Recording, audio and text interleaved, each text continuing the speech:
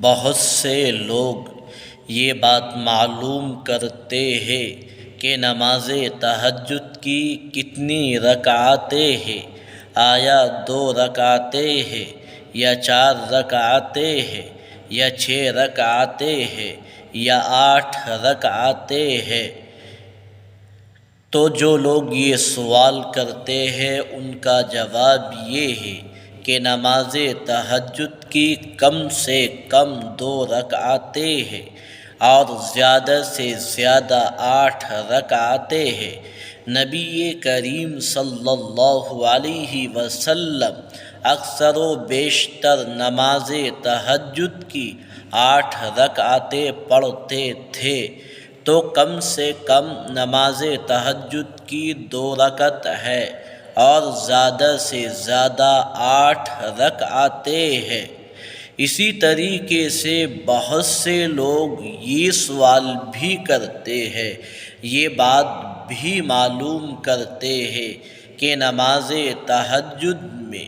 تہجد کی رکعت میں کون کون سی سورتیں پڑھی جائے۔ بہت سے لوگ یوں کہتے ہیں کہ تہجد کی پہلی رکعت میں سورہ اخلاص 12 مرتبہ پڑھی جائے، اور بہت سے لوگ یہ کہتے ہیں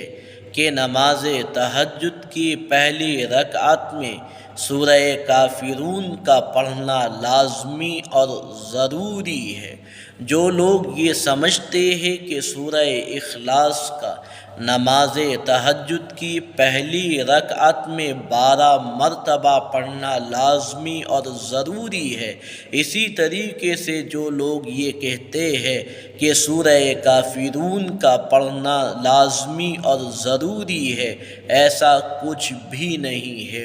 آدمی کی جو صورتیں یاد ہے نماز تہجد میں وہی صورتیں پڑھ لے۔ سورہ اخلاص اور سورہ کافرون کا پڑھنا لازمی اور ضروری نہیں ہے، بلکہ بہتر ہے اگر لمبی لمبی صورتیں یاد ہے تو وہ پڑھ لے، اور اگر لمبی لمبی صورتیں یاد نہ ہو، جو بھی صورتیں اس کو یاد ہو